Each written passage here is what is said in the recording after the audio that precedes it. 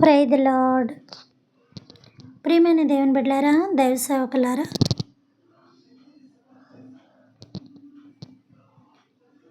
నా Facebook, YouTube, WhatsApp friends అని మీ అందరికీ కూడా నాకు హృదయపూర్వకమైన ధన్యవాదాలు చెల్లించుకుంటున్నాను. ప్రియమైన దేవుని బిడ్డలారా, వాక్యం మనం ఎక్కడ దాకా విన్నామో మనకు తెలుసు. కాబట్టి ఈ 2 డేస్లో నేను దీన్ని ముగిస్తాను. కాబట్టి ప్రియమైన దేవుని బిడ్డలారా, తండ్రిని చంపినా కూడా పిల్లలు ఎందుకు బ్రతికి ఉన్నారు అంటే, పిల్లలు అనగా కోరహు కొడుకులు. కోరహు యొక్క సంతానం ఎందుకు బ్రతికి ఉన్నారు అని అంటే కనుక, వాళ్ళు దేవుని యొక్క గుడారపు సేవ చేస్తున్నారు, దేవుని యొక్క ఉపకరణములను కాపాడుతున్నారు. ఆ యొక్క కర్రలు అవి కూడా భుజాల మీద, ఆ టెంటలు అవి కూడా చెప్పాను కదా, టిప్ టాప్ టెంట్ ఎలా ఉంటాయని, ఆ టెంటలన్నీ కూడా ఇవన్నీ తీసుకెళ్తూ విశ్రాంతి దినం వచ్చేటప్పటికి వీళ్ళ ప్రయాణం చేస్తుండగా అరణ్యంలో విశ్రాంతి దినం ఎప్పుడైతే వస్తుందో ఆ రోజున 7వ రోజున అక్కడ మరలా వాళ్ళు ఆ యొక్క కార్యక్రమాన్ని కొనసాగించి ఉదయం మరి అందరూ కూడా దేవుణ్ణి ఆరాధించడానికి కానీ అక్కడ వెంటనే మళ్ళీ మందిరం ఏర్పాటు చేసేవారు. ఇలాగా దేవునికి మందిరపు సేవ చేస్తున్నారు. ఈ యొక్క కొడుకులు పల్లకి మోయవలసిన అవసరం ఉన్నది. ఎవరు? కోరహుతో సైతం. కోరహు కూడా దేవుని యొక్క పల్లకి మొయ్యాలన్నమాట. దేవుని యొక్క మందసాన్ని మోసుకుంటూ వెళ్ళాలి. ఈ కొడుకులు ఈ యొక్క కర్రలు తీయడాలు, టెంట్లు తీయడాలు, ఆ యొక్క మేకులు కొట్టడాలు, ఈ యొక్క ఒక విధంగా చెప్పాలంటే మనకి ఏదైనా ఫంక్షన్ లేనప్పుడు మన ఇంటి ముందు టెంట్లు వేసేవాళ్ళు ఇవన్నీ ఎలా మేకులు అవి కొట్టి అట్లా ఈ తాడుతో గట్టిగా కడుతూ ఉంటారో, ఇక ఆ టైప్లో టెంట్ అటు ఇటు గాలికి ఊగిపోకుండా పడిపోకుండా ఒక ఇల్లులాగా ఒక దేవునికి మందిరాన్ని అలా అక్కడ ఏర్పాటు చేస్తూ ఉండేవారు. కాబట్టి తండ్రి చావు కళ్ళారా చూసారు వీళ్ళు. కళ్ళారా అంటే దగ్గరగా ఉండి చూడడం కాదు, కానీ చాలా దూరం నుంచి పొగలో మంటలో కూడా చూస్తూ ఉన్నారు. ఉదయకాలానికి ఎలాగ తెలియాల్సిన విషయం ఎలాగ తెలిసింది. అయ్య బాబు, దేవుడు తండ్రినే ఊరుకోలేదు, ఇక మనల్ని ఊరుకుంటాడా? మనకి ఎంతో భవిష్యత్తు, ఎంతో ఆయుష్ ఉందని దేవునికి తెలుసు, అందుకే దేవుడు మనల్ని కాపాడాడు అని అనుకుంటారు. కానీ విషయం అది కాదు. ఎంతో భవిష్యత్తు, యవ్వన కాలము ఉన్న వాళ్ళందరూ కూడా కోరహుతోటి దేవునికి ఎదురు తిరిగిన వాళ్ళందరూ కూడా చనిపోయారు. వాళ్ళ కుటుంబ సభ్యులు అంటే అందరూ కాదని చెప్తున్నాను. స్వయాన కోరహు కడుపుని పుట్టిన వారందరూ కూడా బాగానే ఉన్నారు. కానీ కోరహు సంబంధించిన అత్త తరపు కానీ, అమ్మ తరపు కానీ, వెనకాతలు ఉన్న ప్రతి ఒక్క రిలేషన్ కూడా వీళ్ళందరూ అన్నదమ్ములు బిడ్డలు అని చెప్పాను కదా, అలాగనమాట. అంటే అన్న తమ్ముడు అవుతారు. ఎవరు? కోరహు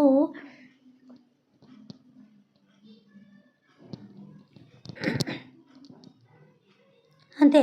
కోరహు మోషే అన్నదమ్ములు అవుతారు. వాళ్ళిద్దరి నాన్నలు వేరే, పెదనాన్న చిన్నాన్న పిల్లలు, వీళ్ళ పిల్లలు. ఇలాగ వీళ్ళు దేవుని యొక్క మందసము దగ్గర ఉండిపోయారు, దేవుని యొక్క టెంట దగ్గర ఉండిపోయారు. దేవుని యొక్క ఏంటది, ఒక విధంగా చెప్పాలంటే దేవుని ఆలయం అని చెప్పాలి. కాకపోతే సిమెంటుతోటి ఇసుకలతోటి కట్టే ప్రదేశం అది కాదు కాబట్టి నిలబడదు. అయినా ఇసుకలో ఏదీ నిలబడదు కాబట్టి అయినా అక్కడ వాళ్ళు పర్మనెంట్ ప్లేస్ కాదు, వాళ్ళకి పర్మనెంట్గా ఉండే పరిస్థితి కాదు అది. కానీ దేవుడు మాత్రం వారం పర్మనెంట్గా జీవితాంతం ఆయన్ని స్తుతించదగ్గ యొక్క సమయం ఎప్పుడు అంటే కనుక 7వ రోజు. కాబట్టి ప్రియమైన దేవుని బిడ్డారా, ఆ రోజున ఆరాధించడానికి దేవుని యొక్క విషయంలో వాళ్ళు ఖచ్చితంగా కార్యక్రమాలు జరిగిస్తూ ఉండాలి. వారం మనం ఎలా మందిరానికి వెళ్తాం, మందిరంలో దైవజనులు కార్యక్రమాలు చేసినప్పుడు మనం ఎలాగా దేవునికి లోబడి ఉంటామో సేమ్ యాజ్ ఇట్ ఈజ్ ఇక్కడ అంతే.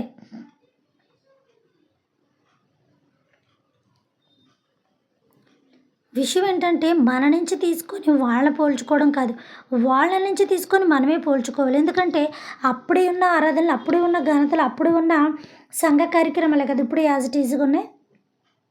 అప్పుడు మందిర విషయాలు అన్నదమ్ములు ఎలాగా భేదాభిప్రాయాలు వచ్చి ఇప్పుడు కూడా మందిరాల్లో అలాగే ఉంటున్నాయి చాలా మందిరాల్లో. సరే, ఆ యొక్క వ్యక్తిగతమైన విషయాలు మనకు అనవసరమైన విషయం. కానీ మనం మందిరానికి వెళ్ళినప్పుడు దేవుని కొరకే వెళ్ళాలి, దేవుని కొరకే రావాలి. అంతవరకు మాత్రమే చాలా కరెక్ట్. తర్వాత ఇక మన యొక్క భక్తి, శ్రద్ధలు, విశ్వాసము, ప్రార్థన అవన్నీ దేవుడు చూసుకుంటాడు. అవన్నీ మనం అక్కడ నిరూపించుకోవడానికి వెళ్ళాలి, ఆయన స్తుతించడానికి వెళ్ళాలి. అంతవరకే మన పని అక్కడ. ఇక ఎవరు ఏం చేసుకున్నారన్న విషయాలు మనకు అనవసరం. ఎక్కువ మంది తలదోర్చకూడదు. ఎందుకంటే దేవుడు ఎవరికి అప్పచెప్పవలసిన బాధ్యతలు వాళ్ళకి అప్పచెప్తాడు. సంఘ పెద్దగా ఉండాలా, సంఘ విశ్వాసగా ఉండాలా, సంఘ కాపరిగా ఉండాలా, ఇక ప్రతిదీ కూడా ఆయన చిత్తానుసారమైనది. కాబట్టి అవన్నీ కూడా దేవుడు వాళ్ళకి బాధ్యతలు అప్పచెప్పినప్పుడు వాళ్ళ యొక్క బాధ్యతారహితంగా వాళ్ళు వెళ్ళిపోతూ ఉంటారు. విశ్వాసరహితంగా మనం వెళ్ళిపోతూ ఉండాలి. దైవపరంగా వాళ్ళు వెళ్ళిపోతూ ఉండాలి సేవకులు అనేవాళ్ళు. ఇలాగా ఒక్కొక్క ఛానల్‌కి ఒక్కొక్క రీతిలో వెళ్ళిపోతూ ఉంటది. అలాగా ఇక్కడ ఏమైందంటే వీళ్ళు దేవుని యొక్క పనిలో కోరాహు కుమారులు దేవుని యొక్క పనిలో మందసం తీసే పనిలో, ఏసే పనిలో ఉన్నారు. నా కొడుకులు ఇలాగ చెయ్యాలా? నా కొడుకులు ఇయన్నీ మొయ్యాలా? నా కొడుకులు ఇవన్నీ టెంట్లన్నీ తీయాలా? అని తండ్రి అయిన కోరాహు అవమానంగా ఫీల్ అయ్యాడు. మేము భుజాల మీద దేవుడిని మోసుకెళ్ళాలా? అన్నయ్య వచ్చి యాజకత్వం చెయ్యాలా? తమ్ముడొచ్చి నాయకత్వం చెయ్యాలా? వీళ్ళు లీడర్‌షిప్ వహించాలని ఇంక ఇవన్నీ చెప్పుకుంటూ వచ్చాను. ఇలా ఇతరులు కుళ్ళి, ఈర్ష్య, అసూయ, స్వార్థం పెరిగిపోయింది. బైబిల్ అంతా ఏముందని చెప్పాను? కుళ్ళి. బైబిల్ అంతా ఏముందని చెప్పాను? ఈర్ష్య. బైబిల్ అంతా ఏముందని చెప్పాను? ద్వేషం. అందమైన బట్ట కట్టుకున్నా కూడా ద్వేషం. ఎట్టి బట్టలు కట్టుకున్న ద్వేషమే. మరి ఆ యొక్క బట్టల కోసమే కదా తమ్ముడైన యేసేపుని చంపేశాడు. రంగురంగుల వస్త్రం, అందమైన వస్త్రం, చక్కగా అవన్నీ కూడా మెరుపులుగా తండ్రి ఆ యొక్క స్టోన్స్ తోటి చక్కగా చేయించి ఇచ్చాడని కదా! తట్టుకోలేకపోయారు? తట్టుకోలేరు. ఫ్యామిలీలో ఒకళ్ళ బ్రతుకు బాగుంటే మిగతా వాళ్ళు ఎవరు కూడా దాన్ని జీర్ణించుకోలేరు. అలాగే చర్చిలో కూడా జరుగుతున్నాయి. చర్చిలో కూడా ఇవే మాటలు, ఇవే స్వభావాలు, ఇవే ఆలోచనలు. చేతులకి ఏం పెట్టుకున్నామా? మెడలో ఏం వేసుకున్నావా? ఒంటి మీద ఏమి ధరించుకున్నామా? నీ ఒంటి మీద ఉన్నాయి ఒంటి మీదే ఉంచుకో. గుండెల దాకా వెళ్ళనివ్వక. గుండెల్లో ఉన్న దేవుని భక్తి ఒంటి మీద ఏమున్నా కూడా తీసి దేవునికి దానదత్తం చేసేలాగా ఉండాలి. నీ హృదయపు భక్తి అలాగే దేవుని మనం చూడాలి. ప్రతి ఒక్క చోట ఇలాగే జరుగుతుంది. మందిరాల్లోని ఇంటి ఊసులు, మందిరాల్లోని అత్తగారు ఊసులు, మందిరాల్లో కోడలు ఊసులు, మందిరాల్లో దైవజనుల ఊసులు, మందిరాల్లో ఇరుగు పొరుగు ఊసులు, మందిరాల్లో గొడవల ఊసులు, మందిరాల్లో చరిత్ర ఊసులు, మందిరాల్లోని స్టోరీలు కాళ్ళ మీదేలు ఏళ్ళ మీదాలు అక్కడికక్కడే 2, 3 ఒక గ్రూపు, 4 ఒక గ్రూపు, 10 మంది ఒక గ్రూపు. గ్రూపులు ఎక్కువైపోతున్నాయి చర్చిల్లోని. వాళ్ళకి ఇష్టం వచ్చిన వాళ్ళ పట్ల ఒకలాగా, ఇష్టం లేని వాళ్ళ పట్ల ఒకలాగా. చాలాసార్లు చెప్తున్నానే, ఎక్కడో ఎందుకు ఇప్పుడు నేను చెప్తున్న ఈ స్టోరీలోనే మొత్తం ఉంది. ఈ మోషే, యెహోరోను, కోరాహు ఇవన్నీ ఉన్నాయి కదా.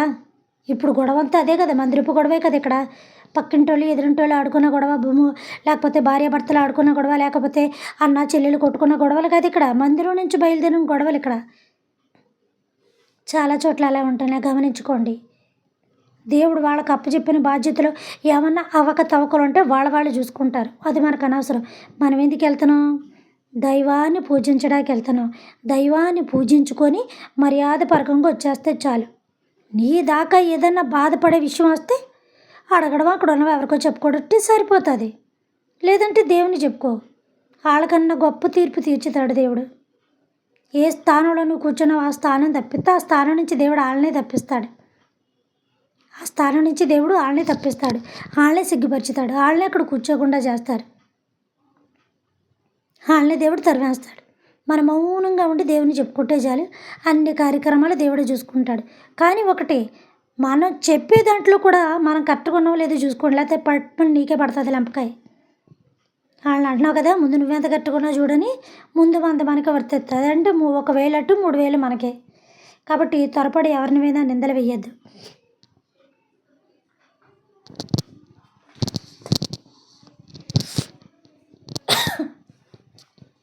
ఆ నిందల్లో మనం లేకుండా ఉంటే చూసుకుంటే చాలు. కాబట్టి ఇలాగ ఇక్కడ వీళ్ళు కొట్టుకోవడం నాశనం అయిపోయి దేవుడిని దించేసి దేవుడు అగ్గేసి బుగ్గ అయిపోయేలాగా చేశారనమాట. ఏలియా టైంలోని వచ్చింది కదా, కట్టెలు మాంసం అన్నీ బుగ్గు అయిపోయి బూడిదైపోయినట్టుగా ఎక్కడ కూడా దేవుడు అగ్గి చేసి బుగ్గు చేసి బూడిద చేశాడు. అలాగా ఈ కొడుకులు మాత్రం చాలా శ్రేష్టంగా ఉన్నారు. ఎవరు? కోరాహు కుమారులు చాలా శ్రేష్టంగా, చాలా చక్కగా దేవుని యొక్క భక్తి శ్రద్ధలతో నిలుతున్నారు. ఎప్పుడైతే తండ్రి ఒక బొగ్గు అయిపోయాడో, ఒక బూడిద అయిపోయాడో, ఇంకా అక్కడ ఏమీ లేదో, ఈ భూకంపం ఏంటి, ఈ అగ్గి ఏంటి, మనుషులు ఎక్కడ కనబడతలేదు, బొగ్గు అయిపోయారని చెప్పి ఇక వాళ్ళ ఒంటిలో వణుకు మొదలైందనమాట. వాళ్ళ బాడీ అంతా కూడా షవరింగ్ మొదలైపోయింది. దేవుడు నిజమైన వాడు కదా, ఇంతకాలం తండ్రి చూస్తున్న వాళ్ళ అన్నదమ్ములు, అదే పెదనాన్న పిల్లలు ఇంత దారుణంగా. కోరాహు అన్నయ్య పెద్దవాడు అనుకుంటా, మోషే తండ్రి చిన్నవాడు. కాబట్టి ఇలాగా తండ్రి ఎలా చేశాడు, మనల్ని కాచి కాపాడాడు దేవుడు అంటే, మనకు ఆయుష్ ఇచ్చాడు దేవుడు, మనకు ప్రాణం ఇచ్చాడు దేవుడు అంటే దేవుని మందిరం దగ్గర మనం ఉండబట్టే కదా. దేవుని యొక్క ఉపకరణాలు మనం కాపాడబట్టే కదా! దేవుని మందిరంలో మనం సేవ చేయబట్టే కదా! దేవునికి మనం అనుకూలతగా ఉండబట్టే కదా ఈరోజు దేవుడు మన తండ్రి పాపం చేసిన నీ తల్లిదండ్రుల పాపాలు తరతరాలు 3, 4 తరముల వరకు బెడ్ల మీదకి వచ్చిన అన్నట్టుగా ఆ మన తండ్రి పాపం మన మీదకి రాకుండా దేవుడు కాపాడాడు. లేకపోతే అక్కడ నిప్పు వచ్చిన దేవుడు ఇక్కడ కూడా ఒక రవ్వేసాడంటే మన పరిస్థితి ఏంటి? మనం కూడా చనిపోలేమా? పోనీ ఇంకొక రీతిగా చంపేయచ్చు ఆయన. ఆ పాప యొక్క బేజం మీరయ్యున్నారు. ఆ పాపపు యొక్క బేజపు కొడుకులు మీరయ్యున్నారు. కాబట్టి నేను మిమ్మల్ని కూడా ఉంచనని దేవుడు చంపేస్తే మన పరిస్థితి ఏటని అన్నదమ్ములుగా కోరాహు కొడుకులు మాట్లాడుకోలేదంటారా? మాట్లాడుకోరా? మోషే బెదిరించలేదంటారా? దేవుడికి ఎదురు తిరిగాడు గట్టి మీ బావ ఇలాగైపోయాడా అని అనుండ్రా? అహరోను కూడా నేను యాజకత్వం చేస్తున్నప్పుడు మందిరంలో ఇలా చేసి నీ తండ్రి ఇలా తిరగబడ్డారా బాబు వాళ్ళు అలాగైపోయారు. మీరన్నా జాగ్రత్తగా దేవుని దగ్గర ఒళ్ళు దగ్గర పెట్టుకొని ఉండండి. దేవునికి దూరంగా ఉండద్దు అలాగ అయిపోతారని పెదనాన్న కొడుకైనా చిన్నాన్న కొడుకైనా అహరోను చెప్పకుండా ఉంటారంటారా? ఇవన్నీ రాస్తారా బైబిల్లోని? ఒక పాయింట్ రాశారంటే అన్నీ మొత్తం అంతా మనకు వచ్చేయాలి. టెక్స్ట్ అంతా ఇచ్చినట్లు మొత్తం ఎంత లెసన్ ఇస్తే అన్ని ప్రశ్నలు ఇచ్చేస్తారు ఒకే లెసన్లో. ఒక పాఠంలో 1, 2 ప్రశ్నలు, మళ్ళీ రెండో పాఠంలో 2, 1 ప్రశ్నలు. దాన్ని బట్టి మనం జవాబు ఎక్కడుందో చూసుకోవాలి. అంటే ఆ టెక్స్ట్ అంతా ప్రిపేర్ అవుతున్నా కానీ ఆ ప్రశ్న ఎక్కడుందనేది మనకు తెలియదు. ఆ తర్వాత జవాబు రాయాలి ఇచ్చిన పేపర్లో. ఆ జవాబు రాసిన తర్వాత లాస్ట్లో ఒకటి ఇస్తాడు. అసలు దీని నుంచి నువ్వు చదువుకుంది ఏంటి, తెలుసుకుంది ఏంటి, నీ జ్ఞానం ఏంటి, ఇందులో నువ్వేం ఆలోచించో, అసలు దీని సారాంశం ఏంటో నువ్వు రాయని లాస్ట్లో 2 పదాలు ఇస్తారు. అది కావలసిన మ్యాటర్. దాన్ని చూస్తారంతే పేపర్ దిద్దినోళ్ళు. ఈ అబ్బాయికి టెక్స్ట్ పట్ల బాగా అవగాహన వచ్చింది కాబట్టి సారాంశం 2 నిమిషాలు ఇచ్చేశాడు అని అతన్ని పాస్ చేయడానికి ఇదిగా ఉంటుంది. అలాగా ఈ యొక్క తల్లిదండ్రుల విషయాలకు వచ్చి తడుగు బిడ్డలు ఏమయ్యారంటే వీళ్ళందరూ చనిపోవడం చూసి అల్లిపోయి ఇదైపోయి వీళ్ళంతా కూడా అన్నదమ్ములు తర్వాత మోషే పక్షాన ఉన్న వాళ్ళు వీళ్ళందరూ కూడా చూసి చెప్పారు. ఇంకప్పుడు వీళ్ళకి ఏమైందంటే ఒంటిలో వణుకు బయలుదేరి ఇక వాళ్ళు జీవితాంతం కూడా దేవుని వదలలేదు. తర్వాత ఎవరు మళ్ళీ వాళ్ళకి వివాహాలు అయ్యాయి, వాళ్ళ పిల్లలకి వివాహాలు అయ్యాయి, వాళ్ళ పిల్లలు పుట్టారు, భార్యలతో వచ్చారు, భార్యలు వచ్చారు, పిల్లలు వచ్చారు. ఇక అలాగ సంతాన అభివృద్ధి కలిగి వచ్చింది. చెప్పాను కదా, ఇంటి పేరు తాతకుంటే కొడుకుకి అదే వస్తుంది. కొడుకుకి 10 మంది పిల్లలు పుడతాయి అంటే యాకోబులాగా అంతే ఈ పేరు వస్తుంది. అక్కడ వేరేగా తీసుకోవాలి సుమ, మనం సంతానాన్ని తీసుకోవాలి, ఇంటి పేరుని తీసుకోకూడదు. అక్కడ చెప్పాను ఇంటి పేరు వేరే, ఇంటి పేరే ఒంటి పేరే గోత్రం పేరు, ఆ 2 అట్ల పేరు శ్రేష్టమైన దేవుడు నియమించిన వ్యక్తి పేరు అని కూడా నేను చెప్పాను. కాబట్టి ఇంటి పేరు తరతరాలు వస్తుంది కదా. తాత ఇంటి పేరు తండ్రికి వస్తుంది. మీ తండ్రికి 10 మంది కొడుకులు ఉంటే 10 మందికి వస్తుంది. ఆ కొడుకు 5గురు ఉంటే 5గురికి వస్తుంది. ఆ కొడుక్కి 2 ఉంటే 2కి. ఇక తరతరాలు ఒక్కడున్న 2 ఆ ఇంటి పేరు అలా వస్తూనే ఉంటుంది. అంటే వాళ్ళ యొక్క సంతానం నుంచి వంకురు అంటారా? ఏంటది వంకురువేనా?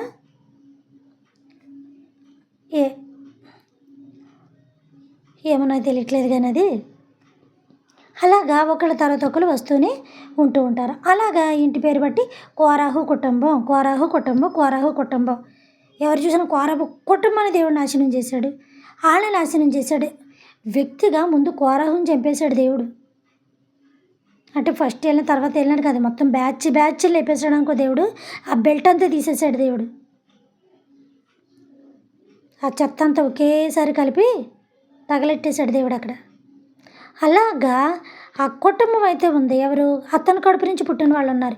అతని కడుపు నుంచి పుట్టిన సంతానం ఎక్కడుందో తెలుసా? అడవిలో ఉంది. అడవిలో ఎందుకుంది? దావీదుతోటి ఉన్నాడు. దావీదు అడవిలోకి ఎందుకు వెళ్ళాడు? సొలొమోనుతోటి ఉన్నాడు. అసలు సొలొమోను దగ్గరికి ఎందుకు వెళ్ళారు? ఇద్దరి దగ్గర అక్కడొకడిగా ఎత్తున్నారా? అబ్షాలోము తరిమేశాడు. ఎవరిని తరిమేశాడు? ఎవరినే తరమలేదు, తానంతటి తాను వెళ్ళిపోయేలా చేశాడు. ఎవరు వెళ్ళిపోయారు? అడవిలోకి వెళ్ళిపోయారు. అదే అడవిలోకి ఎవరు వెళ్ళిపోయారు? దావీదు వెళ్ళిపోయాడు అని కన్నా దావీదు పారిపోయాడు అని చెప్పడం మంచిది. దావీదు దాక్కున్నాడు అని చెప్పడం మంచిది. దావీదు బెదిరిపోయాడు అని చెప్పడం మంచిది. దావీదు భయభ్రాంతుడు అయిపోయి ఆ యొక్క గుబూరులో దాక్కున్నాడు, ఒక సేఫ్టీ ప్లేస్లో అని చెప్పడం మంచిది. అసలు మీరు మొదలెట్టింది ఎక్కడ చెప్తున్నారు, ఎక్కడికి వచ్చారు, ఏం మాట్లాడుతున్నారు, వాళ్ళతో ఏళ్ళు ఎందుకున్నారు? అంటే గనక దావీదుని తన కొడుకు చంపాలనుకున్నాడు. కొడుకెవరు? అబ్షాలోము. అబ్షాలోము ఎవరు? దావీదుకి మూడో భార్య కొడుకు. ఇద్దరు భార్యలే కదా! మీకు తెలిసింది అదే. సారీ, మీ దైవజనులు కూడా చెప్పుంటారు. ఇద్దరు భార్యలు కాదు. నేను ఒకసారి దావీదు చరిత్ర, దావీదు భార్యలు ఎంతమంది, దావీదు పిల్లలు ఎంతమంది, 70 మంది సంతానం ఎలాగొచ్చారు? ఉం? ఈ 70 మంది సంతానం ఎక్కడ? యాకోబు. యాకోబేనా? యాకోబు తన కుటుంబంతో బయలుదేరినప్పుడు 70 మంది. అక్కడిది ఎక్కడెక్కడ ఎట్టేద్దాం చూసారా? ఇప్పుడు ఎక్కడ ఉన్నాను నేను?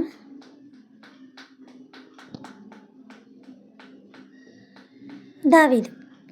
దావీదు సంతానం ఎంతమందో తెలుసా? ఎంతమంది భార్యలు తెలుసా? ఇదంతా కూడా చెప్పుకొచ్చాను. ఒక్కొక్క భార్య పేరు కూడా చాలా క్లియర్గా చెప్పుకుంటూ వచ్చాను నేను. అందులో అతని భార్యలు ఎంతమంది, అతని ఉపపత్తులు ఎంతమంది, తండ్రి ఎలా చేశాడు గట్టి కొడుకని సొలొమోను కూడా అన్ని గుడిసెలు ఎట్టాడు, ఎలా చేశాడని కూడా నేను చెప్పుకుంటూ వచ్చాను. ఆ చరిత్ర అంతా చెప్పాను. మరి మర్చిపోయారో లేదో, గుర్తుందో లేదో నాకు తెలియదు. కానీ మీరు ఎప్పుడన్నా వినాలనుకుంటే నా ఆడియో మెసేజ్లు చాలా కింద ఉంటూ ఉంటాయి, వినండి. అలాగా ఈ యొక్క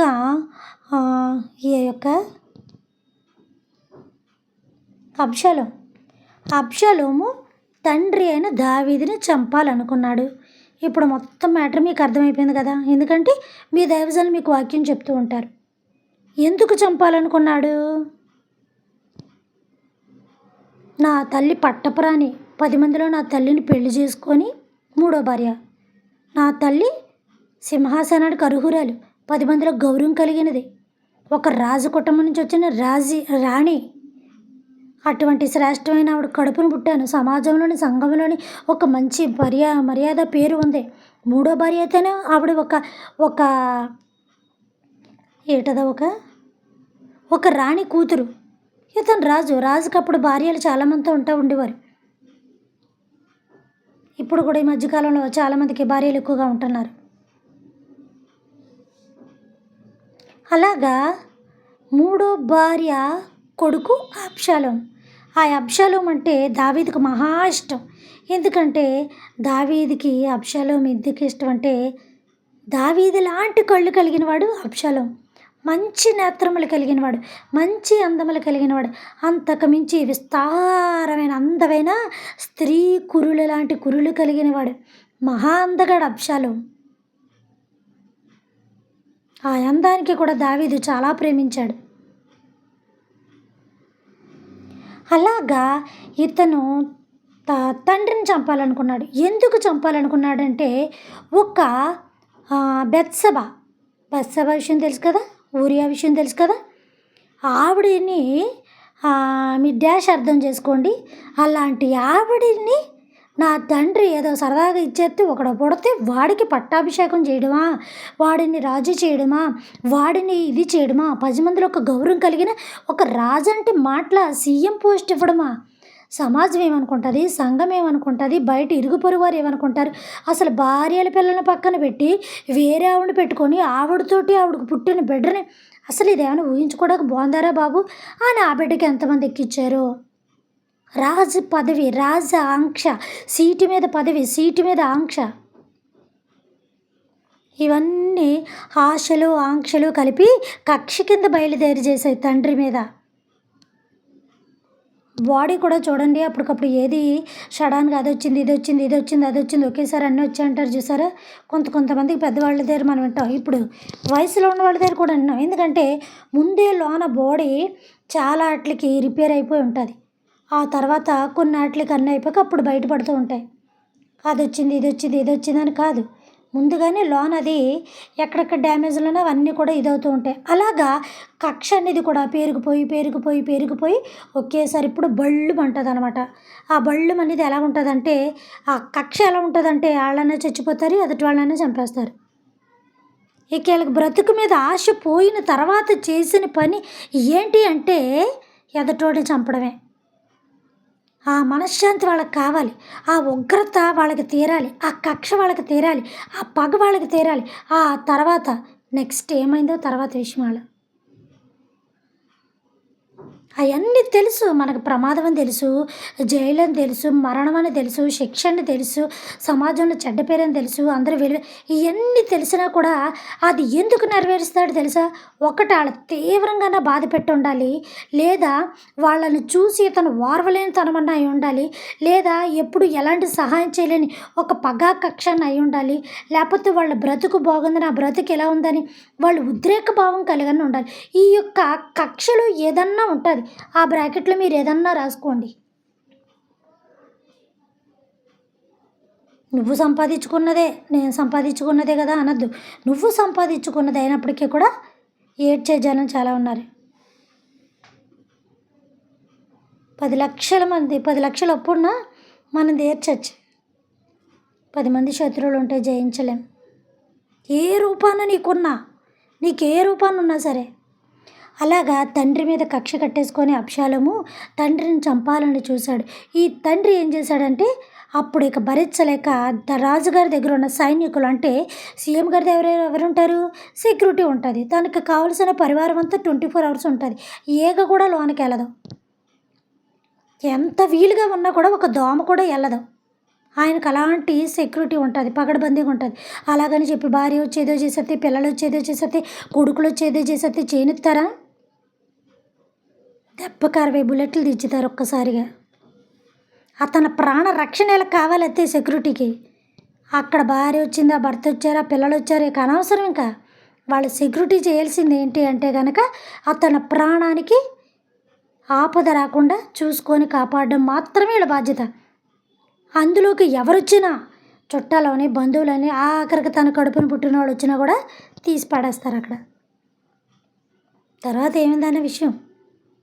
అలాగా ఇక్కడ సొంత రాజైన దావీదుకి కొంతమంది సెక్యూరిటీ ఉన్నారు. వాళ్ళ బాణాలు వేసేవారు, ఈటెలు వేసేవారు, ఇది చేసేవారు. అప్పుడు దావీదు ఇమ్మీడియట్‌గా అర్జెంటుగా అడవిలోకి పారిపోయాడు. పారిపోతే ఇతనితో పాటు కొంత సైన్యం వెళ్ళిపోయింది. అతని సెక్యూరిటీగా కొంత సైన్యం వెళ్ళిపోయింది. ఆ వెళ్ళిపోయిన సైన్యంలోనే కోరాహు కొడుకులు కూడా వెళ్ళిపోయారు. ఆ వెళ్ళిపోయిన సైన్యంలోనే కోరాహు కొడుకులు ఉన్నారు. ఆ వెళ్ళిపోయిన సైన్యంలోనే కోరాహు సంతతికి దావీదుకి సెక్యూరిటీగా ఉన్నారు. ఆ వెళ్ళిపోయిన దాంట్లోనే కోరాహుకి 24 గంటలు కూడా దేవుని స్తుతిస్తూ ఆ యొక్క దావీదుని మనసు చల్లారుస్తూ ఉండేవారు. అదే 52వ కీర్తన, దుప్పి నీటి వాగుల కొరకు ఎదురు చూసినట్లుగా దేవా నా ప్రాణం నీ కొరకు ఎదురు చూస్తుంది. అసలు ఈ వాక్యం ఎందుకు వచ్చింది ఇక్కడ? ఇవన్నీ కూడా రేపు దినాన్ని తెలుసుకోవచ్చు.